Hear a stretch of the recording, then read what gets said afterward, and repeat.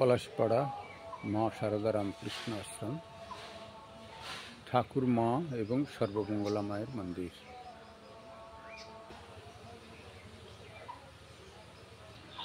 কেদারেশ্বর মহাদেব, শ্রীরামকৃষ্ণ মা শারদা স্বামীজি, মা সর্বমঙ্গলা মন্দিরের ভিতরে বিগ্রহ।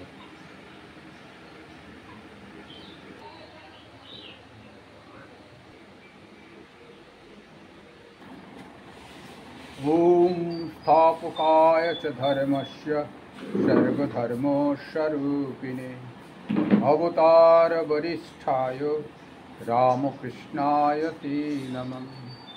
ओम जननीं शारदां देवीं रामकृष्णं जगद्गुरुं पादपद्मे तयो स्थित्वा प्रणमामि मुहुर्मुहुः। नमस्ते यतिराजाय विवेकानन्दशूरये सच्चिदसुखस्वरूपाय स्वामिने तपोहारिणे।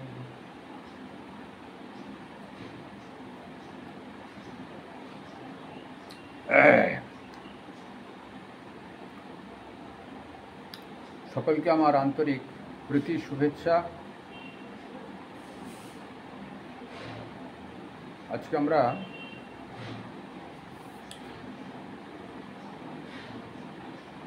রামকৃষ্ণ গল্প কথা চলছিল, সম্ভবত আজকে পর্ব 47 হচ্ছে।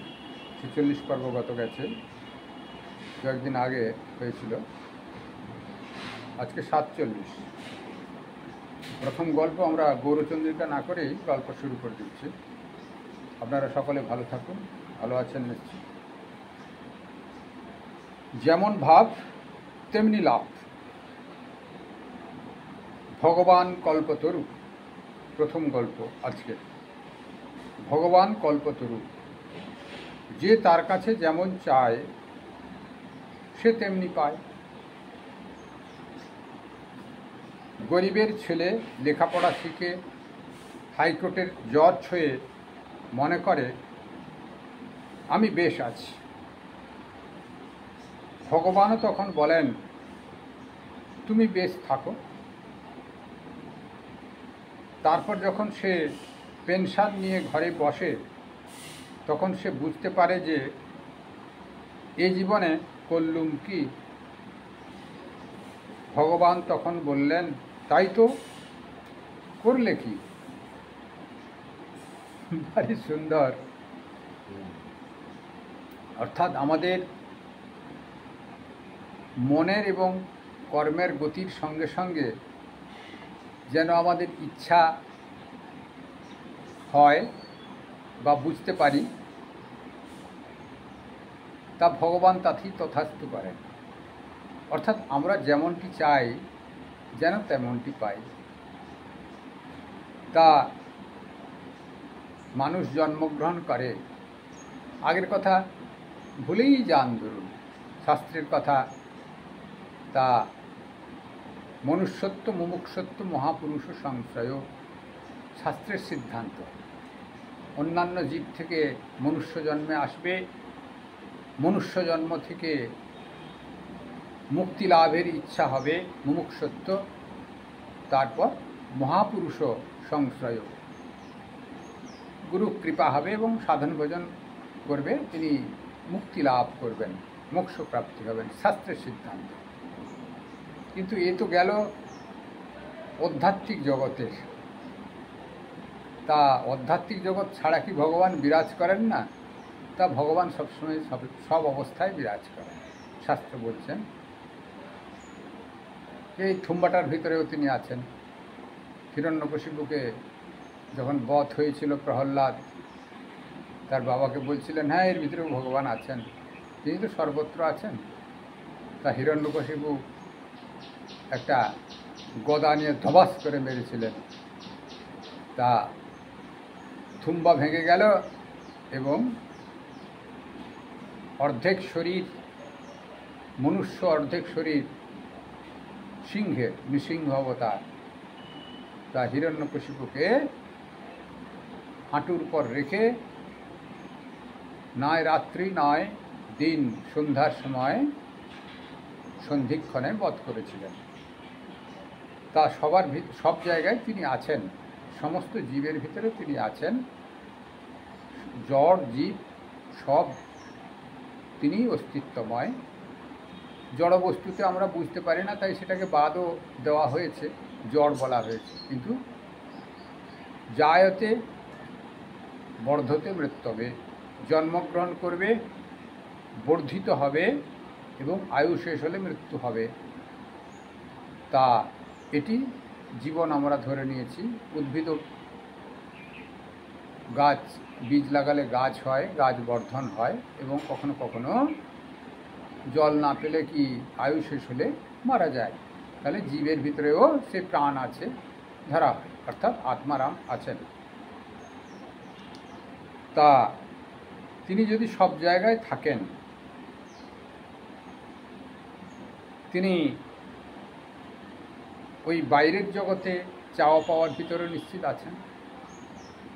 এগুলো বলার উদ্দেশ্য হচ্ছে তিনি শুধু ভগবৎ সত্তার ভিতরে থাকবেন, অন্য সত্তায় থাকবেন না তা নয়। তিনি ভগবান, যিনি ভগবৎ সত্তায় চিন্তাভাবনা নাও করেন তার ভিতরেও তিনি আছেন। এবার মানুষের মাইক ভাবনা বেশি। এই জগতে যখন জন্মগ্রহণ করে ঈশ্বরীয় ভাবনা থেকে তার মন বহির্মুখ চলে আসে, বহির্মুখের দিকে হয়, ইন্দ্রিয়াসক্ত হয়ে যায়। ভালো খাবো, ভালো করব, চক্ষু কর্ণ নাসিকা জিহ্বা ত্বক, আর এসব যে ইন্দ্রিয়গুলো আছে এবং উপস্থ পর্যন্ত কর্মেন্দ্রিয় যেগুলো আছে, যাই হোক সবই এই তার সঙ্গে মন সংযুক্ত একাদশ ইন্দ্রিয়। সেই ইন্দ্রিয়গুলো পেছনে একটা সূক্ষ্ম ইন্দ্রিয় থাকে অবশ্যই। এই ইন্দ্রিয়গুলোর ইচ্ছাতে এই মানব জীব লালায়িত হয়ে যায়। মনুষ্যত্ব ভাব যে থাকার কথা ছিল সেটি না থেকে মাইক ভাবনায় আচ্ছাদিত হয়ে যায় এবং তিনি ওই জন্ম থেকে লেখাপড়া একটু শিখবেন। আর কেউ খারাপ চালে চললো তো সে খারাপই হয়ে গেল, একটু ভালো চালে চললো, মানে জগতের দিক দিয়ে আমরা বিচার করলে ভালো চালে চললো তো চলন বলন এটা ওটা পড়াশোনা, তাহলে চাকরি টাকরি জোগাড় করলো, বড় হয়ে টাকা পয়সা পেল। তা এটি আনন্দ তার হলো, সুখ, আনন্দ নয়, সুখদায়ী হলো। 60 বছর হয়ে গেলে চাকরি শেষ, ছেলেপুলে পায়দা করলো, এটা ওটা করলো, টাকা পয়সা পেয়ে বিয়ে করলো, ছেলেপুলে পায়দা টায়দা হলো, তারপরে ধীরে ধীরে বয়স হলো, রিটায়ার্ডও হয়ে গেল, 60 বছর হয়ে গেল। এখন কেউ কেউ আবার 60 বছরের পরেও বিয়ে করছে, যদিও সেটা এক্সেপশনাল, তা যাওয়া হচ্ছে না। 60 বছরে চাকরি শেষ হয়ে যাচ্ছে, তা ইন্দ্রিয়ের যে ফুর্তি বা মনের যে গভীরতা 60 বছরে শেষ হয়ে যাচ্ছে, ধরে নেওয়া হয়েছে। আমাদের শতায়ু পুরুষের ভিতরে 60 বছরে শেষ হয়ে যাচ্ছে ধরে নেওয়া হয়েছে। কিন্তু তারপরেও এখন কেউ কেউ 60 বছরের পরেও বিবাহ করছে। যার গরিব ছিল, হয়তো অর্থ করে ফেলেছে, প্রথম জীবনে বিবাহ করতে পারেনি, তা অর্থের পরে শেষ জীবনে বিবাহ করছে। আবার কেউ কেউ হয়তো প্রথম জীবনে বিবাহ করার সুযোগ পায়নি বা বাসনা ছিল না, পরবর্তীকালে চাপে পড়ে কি বাসনা হয়েছে বিবাহ করছে। কোনো কোনো রাজনৈতিক নেতাও তা করছেন, 60, 61, 62 বছরে বিবাহ করছেন। তা কিছু করার নাই, তা এখন হচ্ছে। কিন্তু আমাদের এই বিজ্ঞান বা সামাজিক পদ্ধতি অনুসারে 60 বছরে রিটায়ার, অর্থাৎ 60 বছরের আগে যতটুকু ইন্দ্রিয় ফুর্তি বা টাকা পয়সার ফুর্তি কি বাসনা যা কিছু আছে সেগুলি করে নেওয়ার কথা। তা সেটা করেছেন, হাইকোর্টের জজও হয়েছেন, টাকা পয়সা মেলা কামিয়েছেন, সত্য মিথ্যা যাই হোক আইনের ভিতরে বিচার করেছেন, সেটাতে যাওয়া হচ্ছে না। তখন তিনি ভাবেন বেশ আছি, পড়াশোনা করছিলাম, বাবা মার ইচ্ছে ছিল জজ হওয়ার, তা জজ হয়েছেন, তখন বাবা মার শরীর চলে গেছে, স্ত্রী ছেলেপুলে নিয়ে আছেন, তা বেশ সুন্দরই আছে। তারপরে রিটায়ার্ড হয়ে গেলেন 60 বছরে, 60 বছরে রিটায়ার্ড হয়ে গেছেন, মানে পেনশন পাচ্ছেন। তা পেনশন নিয়ে ঘরে বসে তখন সে বুঝতে পারে এই জীবনে করলুম কি, অর্থাৎ সময় শেষ, পা তেমন একটা চলে না, এক্সেপশনাল এক একটা কেস আলাদা, তাহলে বয়স্কর খাতায় নাম দিয়ে দেওয়া হয়। ওই ট্রেনেতে তার জন্যে কোটা থাকে, এটা হচ্ছে সিনিয়র সিটিজেন। এবার সিনিয়র সিটিজেন থাকে, আবার এখনও কখনো কখনো টাকা ফিক্সড রাখলেও সিনিয়রদের জন্য টাকা একটু বেশি পার্সেন্টেজ সুদ পাওয়া যায়, নানা রকম ছাড় আছে। অর্থাৎ সেখানে বোঝাতে চেষ্টা করছে তোমার দ্বারা সমাজের আর কিছু কাজ নাই, সমাজ থেকে যা যা করেছো তোমাকে এবার কিছু হেল্প করা হবে। তা সে যতটুকু যে করে রেখেছিল তার হেল্প হবে, যেমন কর্ম করে রেখেছে তার তেমন সে কিছুটা যেন ফল পাবে। যাই হোক, সে করলাম কি, অর্থাৎ এই জীবনটা অতিবাহিত হয়ে গেল এই জজগিরি করে করে, তাহলে আমার সমাজের বা কী করলাম, এবং আমার যে অন্তিম লাইফ, জীবন শেষ হয়ে যাচ্ছে, জীবন সায়ান্নে উঠে পড়েছে, সূর্য ঢলে একবারে কোনায় চলে এসছে, পশ্চিম দিকের কোনায়, তা আমার যে কোনো সময় যেন মৃত্যু শিহরে দাঁড়িয়ে আছে, শিহরে সমন, তা আমি করলাম কি? তখন ভগবান বললেন, ভগবানও বলেন কল্পতরু তিনি, মনের সঙ্গে কন্ট্যাক্ট, তুমি করলে কি?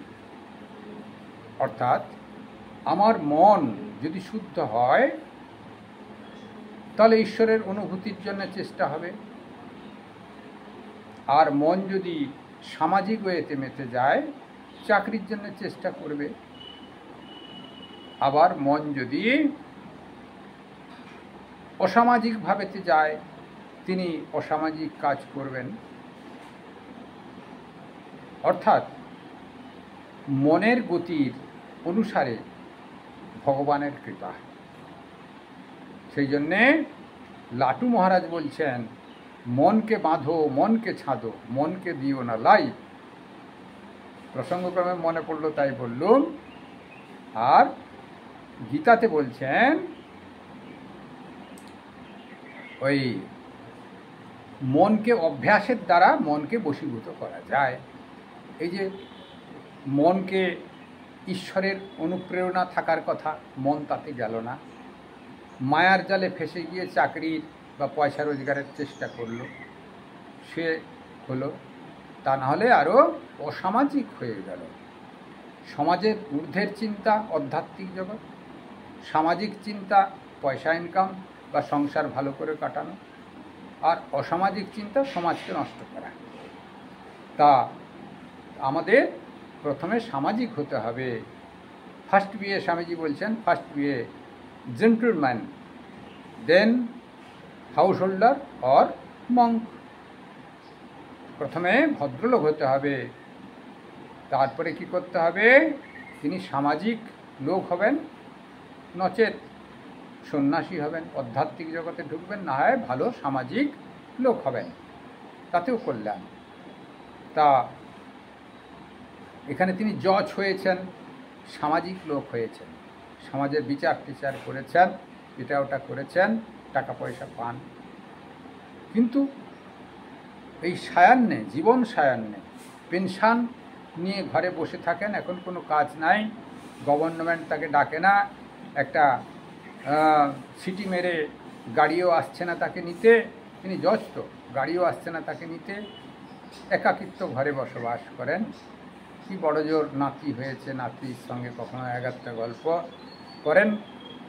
আর নাতি যদি পড়াশোনা করতে দূরে চলে যায়, স্বামী স্ত্রী যদি বিয়োগ হয় তাহলে একাকী, কোনো লোক সেবক রেখে দিয়ে হয়তো সেবা করছে, যাই হোক। সেই জন্য সেই সময় তিনি উপলব্ধি করেন আমি জীবনে করলুম কি। ঠাকুর তখন বলবেন, বা কল্পতরু তখন বলবেন, করলি কি। অর্থাৎ প্রথম থেকে আমাদের পা ফেলার আগের থেকে ভাবতে হবে কোন পথে আমরা যাব, আমাদের উদ্দেশ্য কি। মনুষ্য জীবনের উদ্দেশ্য ঈশ্বর লাভ, শ্রীরামকৃষ্ণদেব বলছেন। যদি সেটি না হয় তাহলে শুদ্ধ সত্যভাবে সংসার করা, সত্যে প্রতিষ্ঠিত থেকে সংসার করা, সেখান থেকেও শুদ্ধ সত্য ব্যক্তি বেরোবে। তা ভগবান কল্পতরু, তার কাছে আমরা নিশ্চিত প্রার্থনা করব তিনি যাতে ভালো করেন, আমাদের মন যাতে শুদ্ধ করে দেন, তাহলে শুদ্ধ প্রার্থনা আসবে। ব্রহ্মচর্য পরায়ণ ছোটবেলাতে হবে, পবিত্রতা ভাবনা আসবে, এবং মনকে কন্ট্রোল এই ভাবনা হবে, তখন শুদ্ধ ভাব আসবে। ভগবানের কাছে শুদ্ধ প্রার্থনা করা যাবে। শুদ্ধ প্রার্থনা করলে ভগবান কল্পতরু যা প্রার্থনা করবেন তাই দেবেন। অর্থাৎ মনের গতি অনুসারে যে ফল প্রাপ্তি হয় সেটা নিজের কর্মলব্ধ, সেটি ভগবান দান করেন। এটি হলো যেমন ভাব তেমন লাভ। তাহলে আমরা শুদ্ধ সত্য প্রথমে হব, তাহলে তার অনুসারে ভগবানের কাছে প্রার্থনা হবে। সেই জন্য প্রথমে মনকে আমরা শুদ্ধ সত্য করব। এইটি যেমন ভাব, ভাবটা শুদ্ধ করব, তেমন লাভ হবে। তারপরে আরেকটি গল্প হোক আজকে। ভগবতীর কাছে কার্তিক আর গণেশ বসেছিলেন। তার গলায় মণিময় রত্নমালা। কার্তিক আর গণেশ বসেছিলেন ভগবতীর কাছে। মা বলছেন, যে ব্রহ্মাণ্ড আগে প্রদক্ষিণ করে আসতে পারবে তাকেই মালাখানি দিয়ে দেব। কার্তিক তৎক্ষণাৎ ক্ষিপ্র বেগে, ক্ষণ বিলম্ব না করে ময়ূর চড়ে বেরিয়ে গেলেন। গণেশ আস্তে আস্তে মাকে প্রদক্ষিণ করে প্রণাম করলেন। গণেশ জানে যার ভেতরেই ব্রহ্মাণ্ড, মার ভিতরেই ব্রহ্মাণ্ড, অর্থাৎ যার ভিতরে ব্রহ্মাণ্ড, আমি ব্রহ্মাণ্ড পরিক্রমা করে কাজ কি, মাকেই পরিক্রমা করে নিলাম, তাই ব্রহ্মাণ্ড আমার পরিক্রমা হয়ে গেল। মা প্রসন্না হয়ে গণেশের মালায় হার পরিয়ে দিলেন। অনেকক্ষণ পরে কার্তিক এসে দেখে যে দাদা হার পরে বসে আছে। ভারী সুন্দর। আমরা ঠাকুর বলছেন কথামৃতে, এসব গল্পের এক একটি শব্দের ভিতর দিয়ে শ্রীরামকৃষ্ণদেব যেন উপলব্ধি করে দিয়ে গেছেন বা বলেছেন। বলছেন, যার হেথা আছে তার হোথা আছে, যার হেথা নাই তার হোথা নাই। আধ্যাত্মিক জগৎ, আমরা তীর্থ ভ্রমণ করি, আমিও সারা ভারতবর্ষ ধরুন ভ্রমণ করেছি, বিভিন্ন তীর্থ, প্রায় তীর্থই ভ্রমণ করেছি। এগারটা হয়তো বাকি থেকে গেছে, সবটা হয়তো করতে পারিনি, এগারটা থেকে গেছে, অধিকাংশই করা হয়েছে ভারতবর্ষে।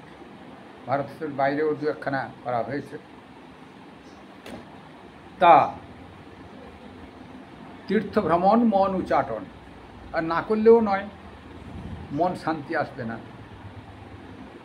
কিন্তু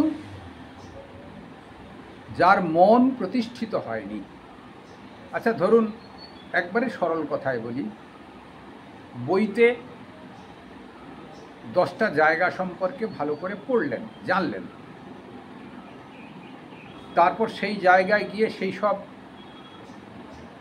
বইতে যে পড়া জায়গাগুলোর ভিতরে কি কি দেখার আছে তা দেখলেন, তাতে বেশি তৃপ্তি হবে। তেমনি হৃদয় যদি আধ্যাত্মিকভাবে প্রতিষ্ঠিত হয়, তাহলে তীর্থের মাহাত্ম্য ভালো বোঝা যাবে। যেরকম আমরা বইতে পড়ে যে তীর্থে যাচ্ছি সেখানকার কি কি দেখার আছে গিয়ে দেখা হলো, তাতে ভালো করে জানা গেল, বুদ্ধির দিক দিয়ে, বাইরের জগতে জ্ঞানের দিক দিয়ে, তেমনি আধ্যাত্মিক দিক দিয়ে মনকে প্রতিষ্ঠা করবার পরে তীর্থ ভ্রমণ যদি করা যায়, তাহলে তীর্থের গুরুত্বটা বেশি বোঝা যাবে। এই জন্যে ঠাকুর বলছেন, যার হেতা আছে তার হুতা আছে। যার হৃদয়ের ভিতরে তীর্থ প্রতিষ্ঠা হয়েছে, তিনি তীর্থ ভ্রমণের ভালো আস্বাদন পাবেন, তীর্থের স্বাদ ভালো গ্রহণ করতে পারবেন, তপস্যায় ভালো ফল পাওয়া যাবে। আর যার এখানে প্রতিষ্ঠিত হয়নি, হৃদয়ে প্রতিষ্ঠিত হয়নি, সে তীর্থ ভ্রমণের ও কিছু করতে পারবে না, কিছু হবে না। এইটি মূল কথা। সেটি জগৎজননী মা অন্নপূর্ণা, মা জগদ্ধাত্রী, ভগবতী স্বয়ং দুর্গা তার 2 ছেলে, পুরাণ মতেতে 2 ছেলে, 2 পাশে বসিয়ে একটি পরীক্ষা করেছিলেন, কার হৃদয় বড়, আধ্যাত্মিক জগতে কে সব থেকে বেশি এগিয়ে আছে এবং মাকে বেশিকে শ্রদ্ধা করে। এইটি বোঝার জন্যে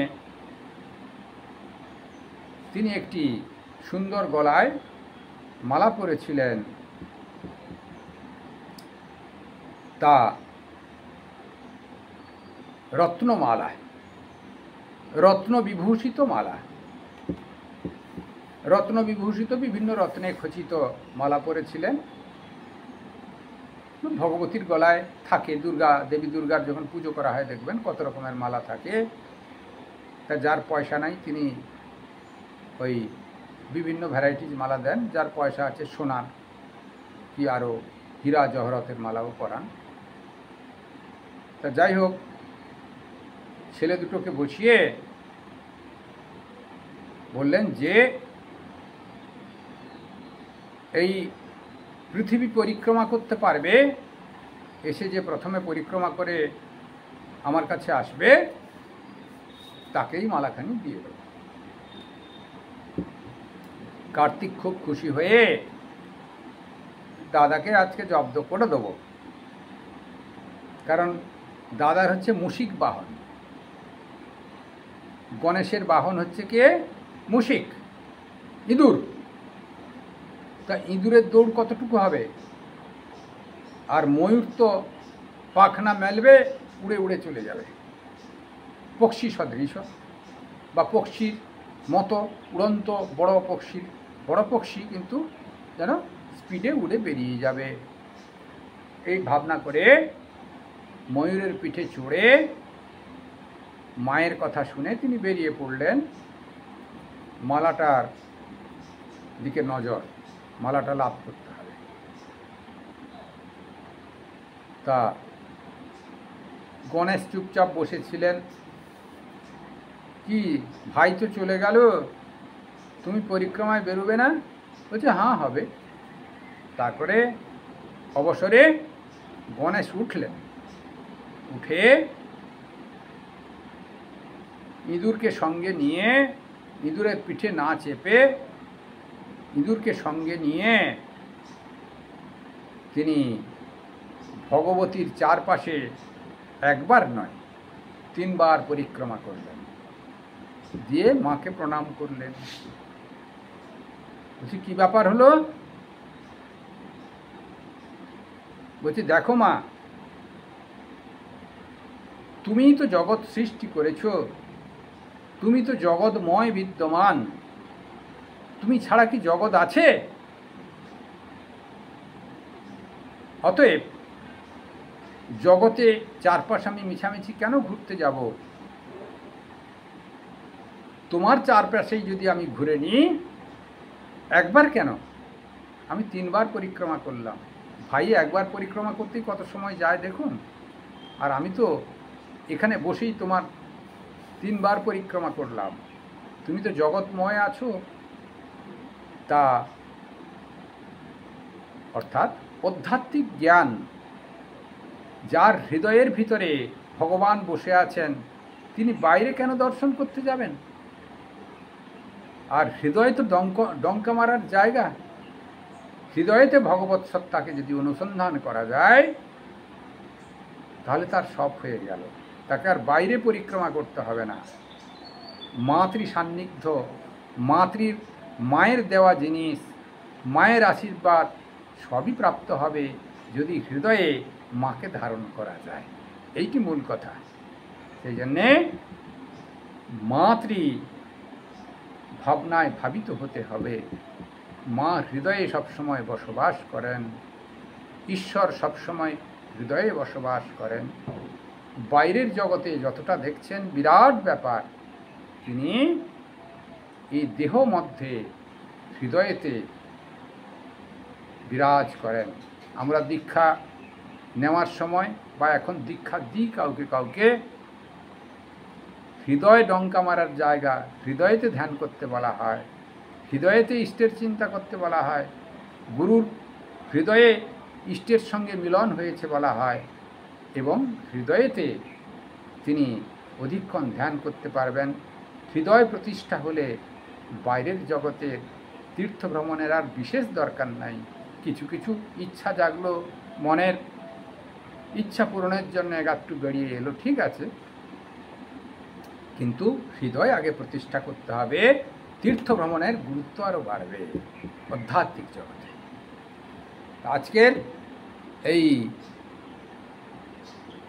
রামকৃষ্ণ গল্পকথায় পর্ব 47-এ দুটো গল্প হলো।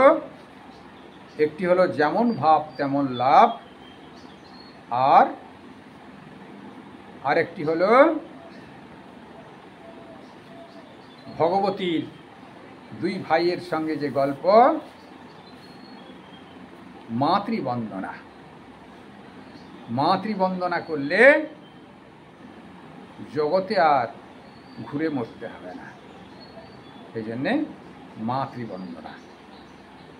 সর্বে ভবন্তু সুখিনঃ, সর্বে সন্তু নিরাময়া, সর্বে ভদ্রাণি পশ্যন্তু, মা কশ্চিৎ দুঃখমাং ভবেৎ।